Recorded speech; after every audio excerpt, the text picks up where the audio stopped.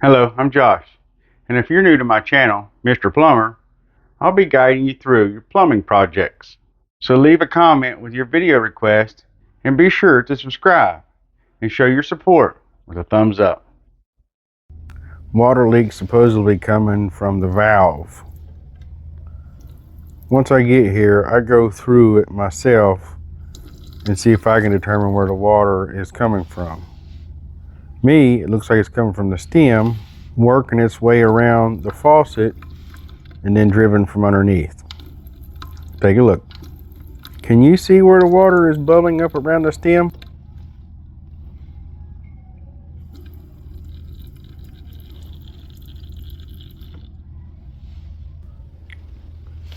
And then if you would come in and look underneath of this, you would see water dripping from the valve and you would assume that's what it is.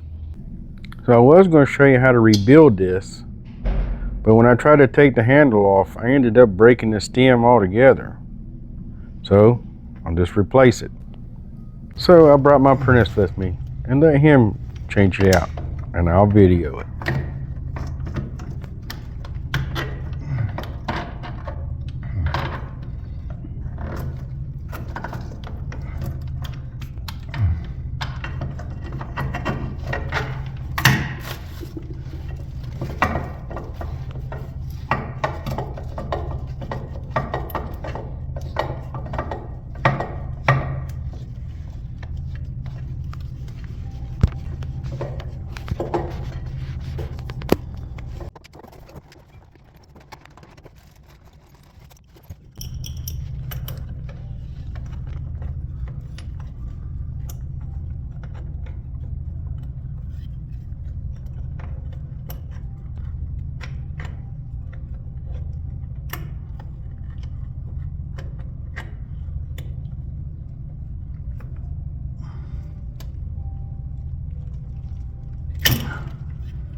This isn't doing that good.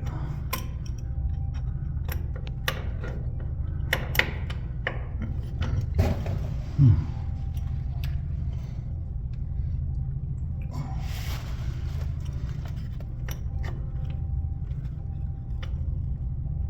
may have to take the handle off to get to it, huh? I got it.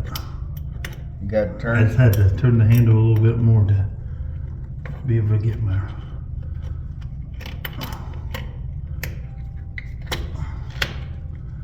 wrench on there.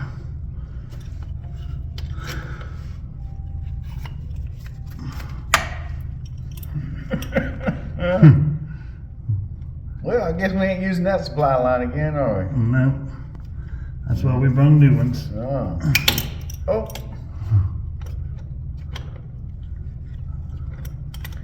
Hey, with that, you can turn that crescent wrench over backwards and get more bite out of it. You know that, right? Yeah. Yeah. Because somebody likes to use pliers and stuff backwards.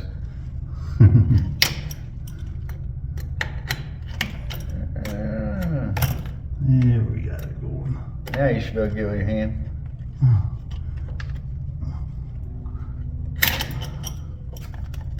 Nope, not yet. Just a tight little bugger here. Been on there corroded. Sink dripping for God knows how long. There we got her. And they originally, back in the day, they put those supply lines on there that had nut and ferrule. Right. And you had to tighten it so tight to get that ferrule to seat. Yes. Yes. Now we come up with these flex lines. You don't have to do that. They just got them rubber washers in there. Yeah, you just barely tighten them down because you could over tighten them. You don't want to do that. I've learned that from my master too. I tend to over tighten a lot of things and I break more than I fix. So I had to learn not to use, everything don't have to be super tight to see them. In every other trade that you got out there, everything has to be extremely tight, but not in plumbing. Not in plumbing, that's right. I'd always tell him, use your left hand. This is what I'm doing. So I'm using my right hand because my right hand is my dominant hand. I tend to over tighten. Over tighten everything. Of course, I've been here 8 years now, going on 9, and I've only busted 3 commodes I put in and had to replace them. So that's not a bad average. How long have you been here? Oh, wow. Yeah. How many have you replaced? A couple myself, yes. Yeah. Yeah, Not I don't bad. let him use a ratchet at all. No. You forget it. Nope, here, you're getting a wrench. Almost. There we go. There we go. Sweet. Now we're ready to pull her off. Clean that off.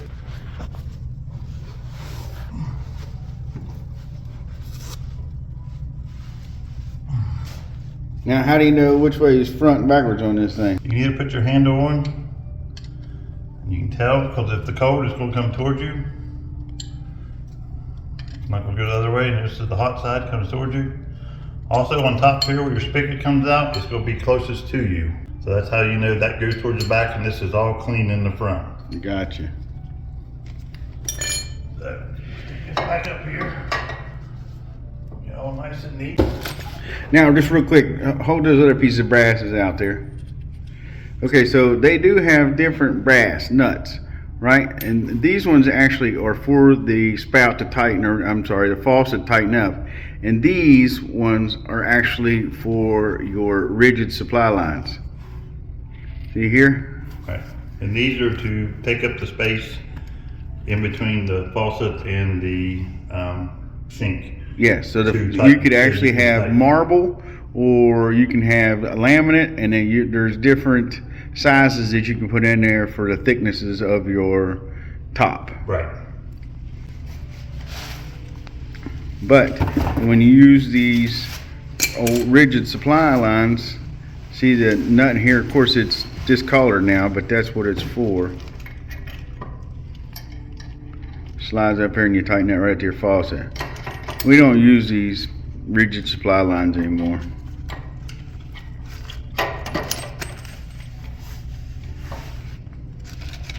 So that goes in the scrap bucket barrel.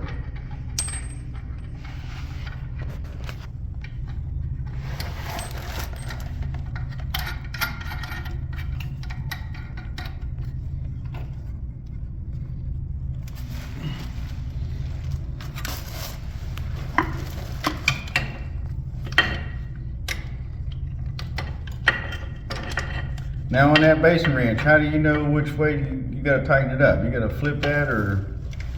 On the basin wrench, like it was like that when I unloosened it because this grabs it, and then when you turn it to unloosen it, it goes against these teeth right here and these Yeah. teeth. That unloosens it. So when I'm going to tighten it, I'm going to flip it back over because then we'll go this way with it to tighten it. Righty tighty, lefty loosey. Gotcha. Those two are going to go together, and then grab the nut and tighten it. Got it.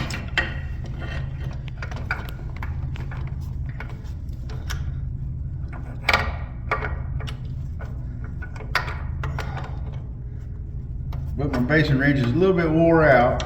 Yep. Probably should Not get- bad there. I should get a new one because the spring don't actually clamp back and make them tight anymore. So you kind of got to hold it with your hand to start it, Yeah. and then you can tighten it. And you turn it.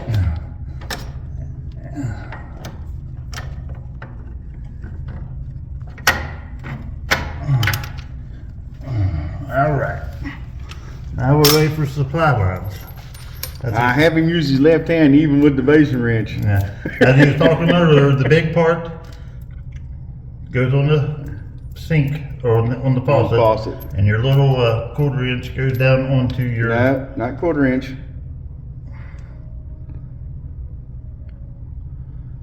3/8. 3/8 goes on your water supply. Right. So always put your sink one doing first. Is how I do it. I guess you could do it either way, however. And like we said, it don't have to be tight. Just as long as that washer inside that seat So just a couple turns.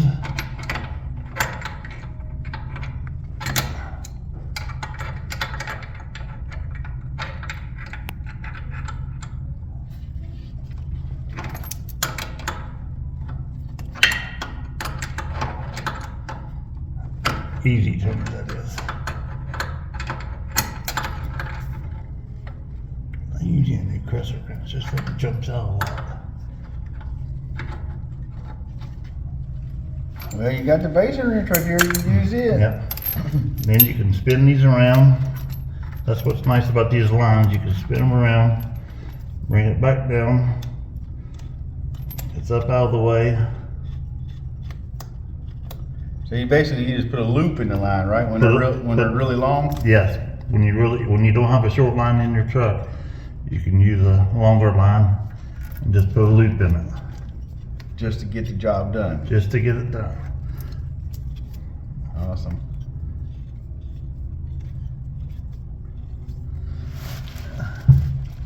And sometimes these are better to start.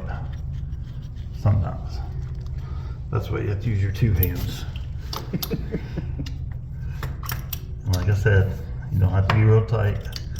Just tight enough to set the seal.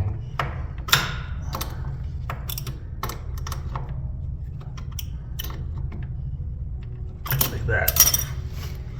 Line number 2. Where's my line number 2? Now I'll put the top of the faucet together. Your handles on.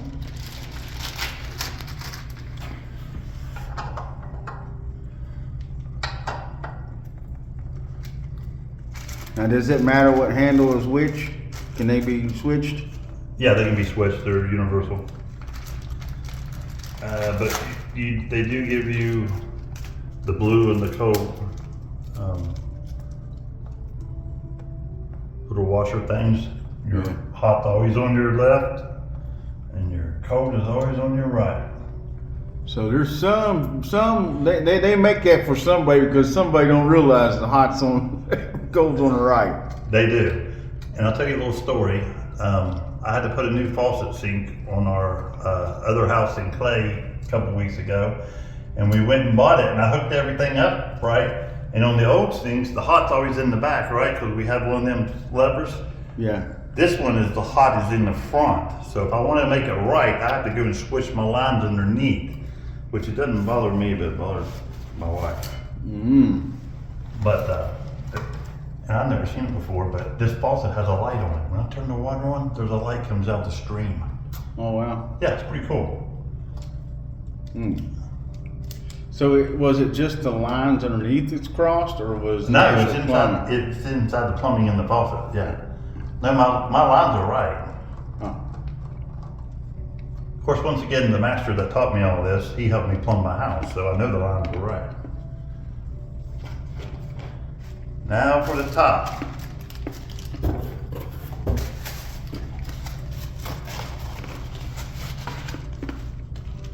Yeah. So now we're going to put the spout on it.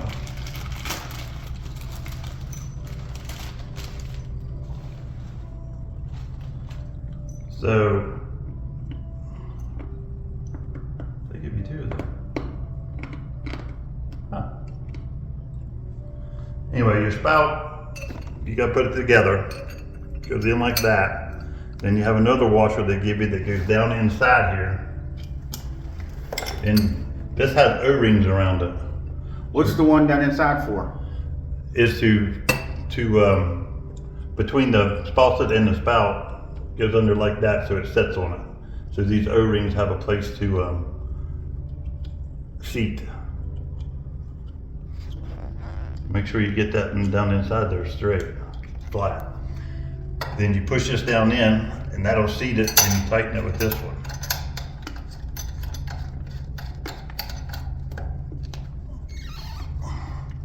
Now for the spigot part, it has an aerator in it. It's already put together. Another one I have to put together. So this keeps the water flowing. Every once in a while, these will get, they'll call us and they'll say that there's no water coming out of the spigot, it's not working. And all it is this aerator is clogged up with calcium and stuff. and then we take them apart and we can clean them out, or we'll just put a new aerator on. So if you turn it on now without the aerator, there'll be a bunch of black stuff, right? Yes. Actually, we could probably do that to show you real quick. Now, the water. Yeah, see how the black ones come out? And there's no, it's just going everywhere. And the cold side too, it'll have black junk too? Yep, because we put new lines and we turn the water on and off.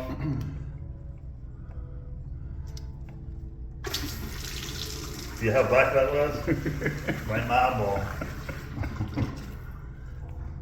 Alright. So then we'll put this aerator on and you'll see the difference in the flow. And that also keeps that black junk from building up in the aerator if you test it Yes. beforehand. Yeah, see how smooth and cushiony the water is now? It doesn't splash everywhere. That works good. And that one works good. Are you going to tighten that spout up with a wrench, or are you just going to? I use the Hand crescent tighten wrench. it. No, you have to do a couple of turns with the crescent wrench, but not very tight at all.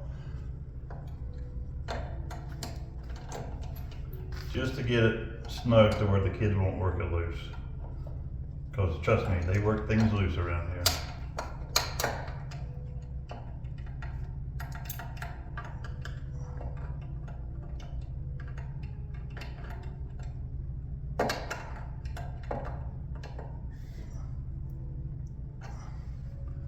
There you go. All right. Now we're all set.